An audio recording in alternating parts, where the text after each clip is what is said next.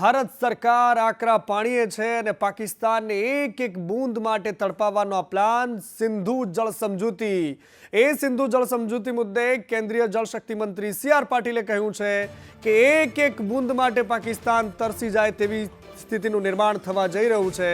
સિંધુ જળ સંધિ અંગેના નિર્ણયનું પાલન કરાશે, પાણીનું ટીપું પાકિસ્તાનમાં ન જાય તેવી વ્યવસ્થા કરાશે।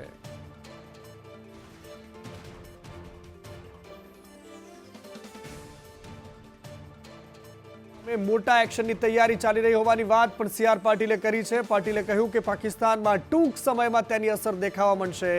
પાણીનો બગાડ ન થાય તે અંગે પણ વ્યવસ્થા કરાશે। આ નિર્ણય 3 તબક્કામાં લાગુ કરવામાં આવશે। ખૂબ મોટો પ્રહાર છે। આ એટલી મોટી વાત છે કારણ કે એક એક બૂંદ પર પાકિસ્તાન તરસી જાય તેવો આ પ્લાન ભારત સરકાર દ્વારા તૈયાર થયો છે। સિંધુ જળ સંધિ જેના તહેત પાકિસ્તાનને જે પાણી જતું હતું એ પાણી રોકવા માટેનું આ એક્શન અને જળશક્તિ મંત્રીએ કહ્યું છે કે એક એક બૂંદ માટે તરસે પાકિસ્તાન એ પ્રકારનો નિર્ણય કરવામાં આવ્યો છે।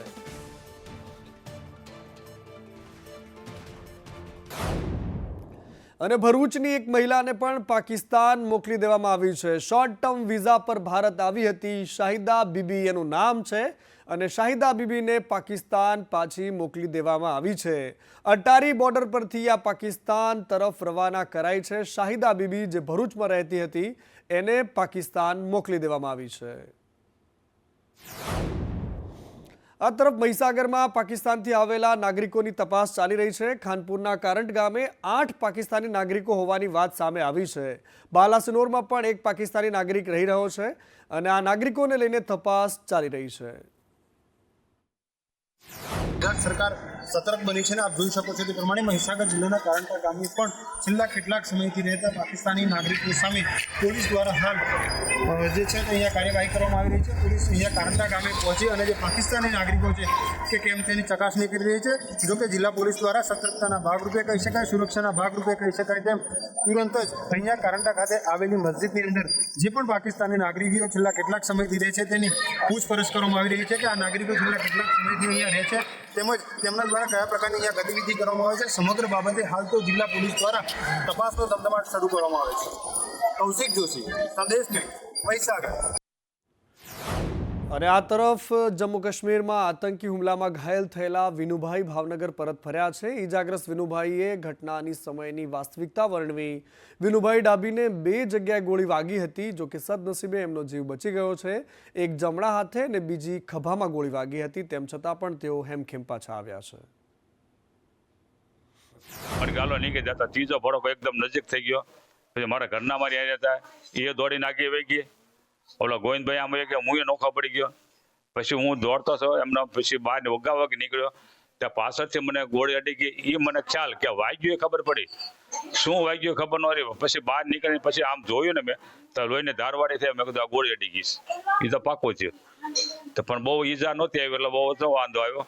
પછી હું નીચે ઉતર્યો એટલે મારા ઘરના એને હું ભાળી ગયો એટલે હું એને લઈ સીધો બાવડું પકડીને નીચે ઉતારી, તો એ પડતી હતી એ કે હું નહીં હાલી શકું, મને અહીંયા 1 વાગી અને અહીંયા ઘસાઈને વહી। સુખરૂપ અહીંયા પહોંચી ગયા છે અને આજે એમને ત્યાં હું આવી છું અને આદરણીય વડાપ્રધાન શ્રી નરેન્દ્રભાઈ મોદી સાહેબના નેતૃત્વની અંદર અમિતભાઈ ખુદ જમ્મુ કાશ્મીર ગયા હતા। સમગ્ર વ્યવસ્થા તાબડતોબ કરી અને પર્યટકોને ઓછામાં ઓછી મુશ્કેલી પડે એ રીતે અમારી સરકારે તાબડતોડ આ બધી વ્યવસ્થાઓ કરી છે। અને સુરતમાં જે પીડિત હતા, જેમનું મોત થયું હતું જમ્મુ કાશ્મીરમાં, એમના પત્ની શીતલબેન કે જેમનો આક્રોશ તમે ગઈકાલે જોયો હતો, એ શીતલબેન કળથિયાનું નિવેદન આજે ફરી એકવાર સામે આવ્યું ને એમણે કહ્યું કે સરકાર પર મને પૂરેપૂરો ભરોસો છે। જે ગઈકાલે સી.આર. પાટીલની હાજરીમાં સરકારની વ્યવસ્થાઓ પર સવાલ ઉઠાવતા હતા, એ શીતલબેન આજે કંઈક અલગ કહી રહ્યા છે।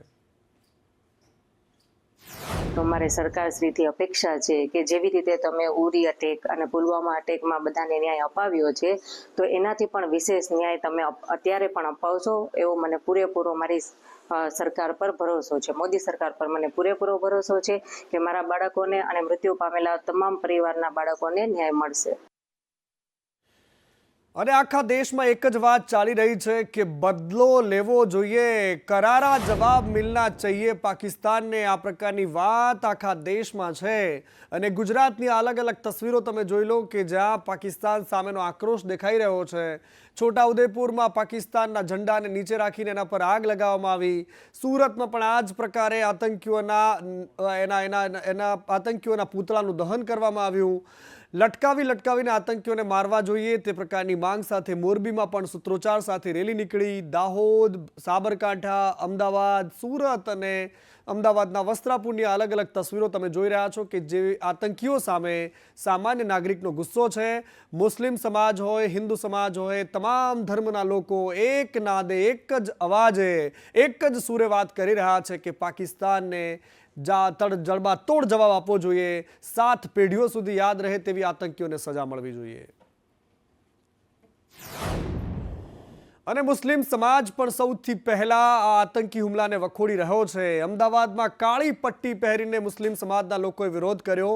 પહેલગામમાં આતંકીઓનો આ જે કાયરાના હરકત છે એ હરકતથી મુસ્લિમ સમાજ પણ ગુસ્સામાં છે।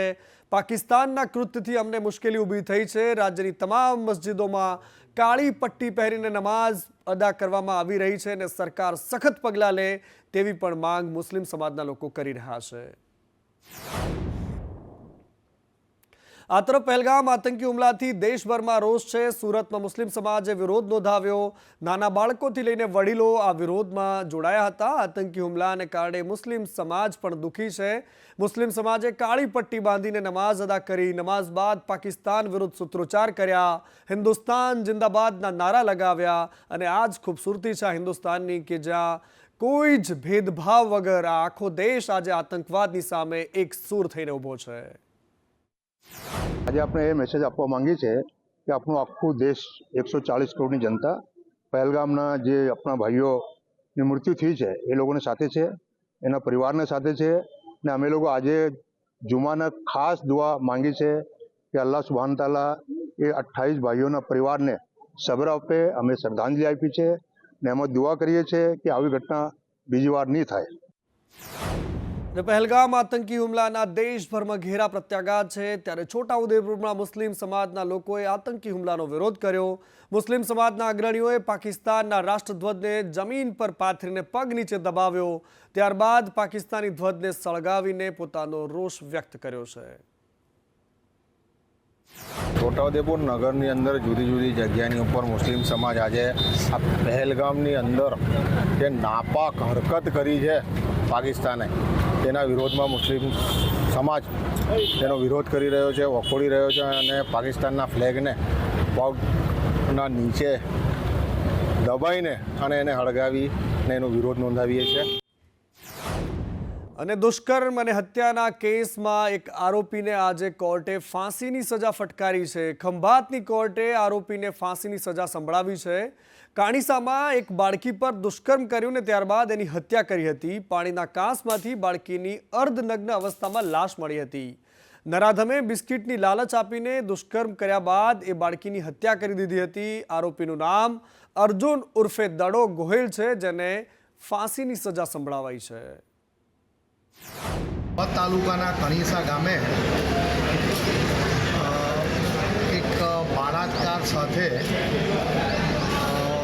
7 વર્ષની બાળકીનું મોત નિપજાયું હતું। એ સંદર્ભે અત્રેની સેશન્સ અદાલતમાં કેસ ચાલી જતા નામદાર સેશન્સ જજ શ્રીમાન પરવીન કુમાર સાહેબે આરોપી અર્જુન ઉર્ફે દડો અંબાલાલ ગોયલને ફાંસીની સજા અત્યારે જાહેર કરેલી છે। આ તરફ જૂનાગઢના ડિસ્ટ્રિક્ટ એજ્યુકેશન ઓફિસરને હાઈકોર્ટે ખખડાવ્યા છે। કોર્ટના અનાદર બદલ કન્ટેમ્પ્ટ ઓફ કોર્ટની કાર્યવાહી કરાઈ। જૂનાગઢની એક સ્કૂલની પરમિશન અંગે સુનાવણી હતી ને કોર્ટના ઓર્ડર છતાં પણ ડીઓએ કોઈ જવાબ ફાઇલ ન કર્યો। ડીઓના વલણ સામે કોર્ટનું આકરું વલણ સામે આવ્યું। અધિકારી હો તો લેવલમાં રહો આ પ્રકારની વાત પણ હાઈકોર્ટે કરી અને ડીઓને શોકોઝ નોટિસ ફટકારીને ખુલાસો માંગ્યો છે। આ તરફ મહીસાગરમાં સસ્તા અનાજના વેપારીઓ પર તપાસ થઈ રહી છે. બાલાસિનોરમાં 54 વેપારીઓને ત્યાં તંત્રે તપાસ કરી છે. 24 જેટલી અલગ અલગ ટીમોએ તપાસ હાથ ધરી છે. સસ્તા અનાજની દુકાનદારો સામે તંત્રની આ લાલ આંખ છે. વહેલી સવારથી વેપારીઓને ત્યાં પુરવઠા વિભાગનું ચેકિંગ ચાલી રહ્યું છે. સીઝર અને ઘટ મુદ્દે તંત્રની આ તપાસ ચાલી રહી છે. કાળાબજારીઓમાં ફફડાટ છે અને સસ્તા અનાજના જે કોળિયા ઝૂંટવનારા લોકો છે એમાં ચોક્કસથી ફફડાટ પેદા થવો જોઈએ. આ તરફ સુરતમાં ખોટા રિપોર્ટથી વીમો પાસ કરાવવાનું એક રેકેટ સામે આવ્યું. હાર્ટ એટેકના કારણે ખોટા રિપોર્ટ બનાવ્યા અને 5 કરોડ પડાવ્યાના કારસ્તાનનું આ આખું કારનામું છે. વીમા કંપનીએ ડોક્યુમેન્ટ તપાસ કરતા આખો ભાંડો ફૂટ્યો. પીપી સવાણી ડાયમંડ હોસ્પિટલના બોગસ સહી સિક્કા કરાયા અને બોગસ સહી સિક્કાના આધારે ખોટા રિપોર્ટ બનાવ્યા. ખોટા રિપોર્ટથી 5 વીમા કંપનીઓ પાસે ક્લેમ કર્યો અને 10માંથી 8 દર્દી હોસ્પિટલમાં ઇમરજન્સીમાં આવ્યા હતા એવી વાત એમાં કરવામાં આવી. કાપોદ્રા પોલીસે 2 મહિલા સહિત 10 લોકો સામે ગુનો નોંધ્યો છે. અમારી હોસ્પિટલમાં દર્દી આવતા હોય છે અને દર્દી પોતે ચેસ્ટ પેઇન થાય છે, ગભરામણ થાય છે એવી તકલીફ સાથે ઇમરજન્સી રૂમમાં બપોરના ટાઈમે આવતા હોય છે. તો અમે નોર્મલી ચેસ્ટ પેઇનની ફરિયાદ કરતા હોય છે તો અમે એનો કાર્ડિયોગ્રામ કાઢતા હોઈએ છીએ અને કાર્ડિયોગ્રામ નોર્મલ હોય તો રનિંગ દવા જે બી લખીને એમને જવા દેતા હોય છે. પણ આવા દર્દી અમારા નામની હોસ્પિટલમાં ફાઇલ કઢાવે, ઇસીજીનો ચાર્જ ભરે, ફાઇલનો ચાર્જ ભરે અને એક વખત આખું ફાઇલ રેડી બનાવે અને પછી એ ફાઇલનો ઉપયોગ અમારા ઇસીજી બદલી નાખવામાં આવે. અમે જે રીચેકિંગ આવ્યું હોસ્પિટલ ઉપર કે આ પેશન્ટે તમારે ત્યાં સારવાર લીધી છે અને એ પેશન્ટના જ્યારે ડોક્યુમેન્ટ અમે જોયા ત્યારે અમારા ધ્યાન ઉપર આવ્યું કે એની અંદર અમારી ફાઇલની અંદર જે કાર્ડિયોગ્રામ હતો એ પણ અમારો નહોતો. બાકીના જે કાંઈ રિપોર્ટો હતા એ પણ અમારા ન હતા. દવાઓ લખેલી હતી ખાલી જે મેડિકલ સ્ટોર ઉપરથી લેતા હોય છે. આ બાજુ અમદાવાદના બોપલમાં ઓર્ચિડ એલિગન્સ વિવાદમાં આવ્યું છે. ચેરમેન અને સેક્રેટરીએ ઉચાપત કર્યાનો સ્થાનિકોએ આક્ષેપ લગાવ્યો છે. લાખો રૂપિયાની ઉચાપતની આ ફરિયાદ થઈ છે અને એની સાથે સાથે વિરોધ કરવામાં આવ્યો. બેનરો સાથે વિરોધ કરાયો. 6 વર્ષથી હિસાબ ન આપતા હોવાનો સ્થાનિકોએ આરોપ લગાવ્યો છે. ચેરમેન શશિકાંત ઓઝા અને સેક્રેટરી પ્રદીપ જાડેજા ફરાર છે. સ્થાનિકોની બોપલ પોલીસ સમક્ષ આ પ્રકારે રજૂઆત સામે આવી છે. છેલ્લા 7 વર્ષમાં જે જોવામાં આવ્યું છે કે એક કહેવાય ને આપખુદશાહી ચાલુ થઈ ગઈ છે. જે ઇલેક્શન હતું એ પણ પ્રોપરલી નહોતું થયું અને બની બેઠેલા કમિટી આવી ગઈ અને જે આપખુદશાહી કે પૈસા કલેક્ટ કરવામાં કહેવાય દંડો ઉગામવાની વાત હોય કે નહીં આપો તો આમ થશે ને લોકોનું પાણી ને વીજળી બંધ કરી દેવાની વાત કરે. પણ જ્યારે એ પૈસા ખર્ચવાનું ને ક્યાં ખર્ચાય છે અને શું છે એની વિગતો આપવાની વાત આવે છે ત્યાં ગલ્લા તલ્લા થાય છે અને એ કહેવાય ને ફરી જવામાં આવે છે કે ના રિપોર્ટ તો બધાને મોકલાઈ ગયો છે, તમે ધ્યાન નહીં આપ્યું હોય.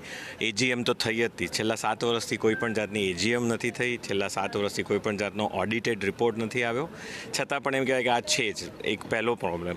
બીજો પ્રોબ્લેમ છે કે આ બધી વસ્તુ માટે અમારે ત્યાં કોઈ પ્લેટફોર્મ નથી, કોઈ ફરિયાદ બુક કે કોઈ જાતનું મીટિંગનો કોઈ પ્લેટફોર્મ નથી. તો એક જ પ્લેટફોર્મ અત્યારના જમાનામાં અવેલેબલ છે, સોશિયલ મીડિયા. દેટ ઇઝ અમારા જે વોટ્સઅપના ગ્રુપ છે. તો જ્યારે વોટ્સઅપ ગ્રુપમાં કોઈ પ્રોબ્લેમ રેઇઝ કરે છે તો એને પર્સનલી ધમકાવવામાં આવે. અને આ તરફ જામનગરમાં આખલાએ એક યુવકનો જીવ લીધો છે. અચાનક રોડ પર આખલો આવી ગયો અને અકસ્માત સર્જાયો. સમાણા હાઈવે પર અકસ્માતમાં એક બાઇક ચાલકનું મોત થયું છે. યુવક રોડ પર પટકાયો, ગંભીર ઈજાઓ પહોંચીને ત્યારબાદ એને સારવાર મળે તે પહેલાં જ એનું મોત થઈ ગયું છે. સુરતમાં વ્યાજખોરીના ખપ્પરમાં ફસાયેલા એક વ્યક્તિની કે જેના એક ચુંગાલમાં ફસાયેલી વ્યક્તિની મદદે પોલીસ આવી ગઈ. જરૂરિયાતમંદોને બેંકમાંથી લોન આપવામાં મદદ કરી. વ્યાજખોરની પરેશાન લોકોને ફરિયાદ દાખલ કરવા માટે કહ્યું કે 7 લોકોની તાત્કાલિક લોન પણ પાસ કરાવીને ચેક પણ અર્પણ કરાયા. પોલીસે એમાં મધ્યસ્થી કરીને ત્યારબાદ આ લોકોને લોન મળી ગઈ. લોન લેવા આવેલા લોકોએ પોલીસની પહેલને બિરદાવી હતી. આવી જ કાર્યવાહી થવી જોઈએ તેવું પણ કહ્યું હતું.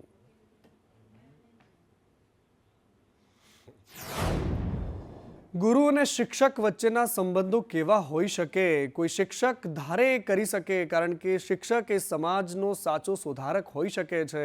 આચાર્યનો વિદાય સમારોહ હતો અને ગામ આખું હિબકે ચડ્યું હતું. દેત્રોદના સંગપુરા ગામની આ ઘટના છે કે જ્યાં વિદાય સમારંભ દરમિયાન સંગપુરા પ્રાથમિક શાળામાં આચાર્યના વિદાયની વેળાએ તમામ લોકોની આંખોમાં આંસુ હતા. વાલીઓથી લઈને બાળકો, શિક્ષકોને ભેટીને એમને રડી રહ્યા હતા. ચોધાર આંસુએ રડતા લોકો જોવા મળી રહ્યા છે. આચાર્ય નીરુ ભટ્ટ નિવૃત્ત થતા દીકરીઓ રડી પડી. શાળાના પ્રાંગણમાં જે કોઈ હાજર હતું એ તમામની આંખોમાં આંસુ હતા.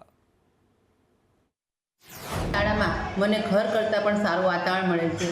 મારા બાળકો મને ખૂબ જ પ્રિય છે. હું આજે જ્યારે મારા વિદાય રહી છે ત્યારે મને અહીંયાથી જવાનું પણ મન થતું નથી. જ્યારે હું સવારમાં તૈયાર થઈશ ત્યારે મને મારી શાળા યાદ આવશે. મને મારો સ્ટાફ, મારા ગ્રામજનો એ બધાનો એટલો બધો પ્રેમ મળ્યો છે કે હું એને ક્યારેય ભૂલી શકું તેમ નથી.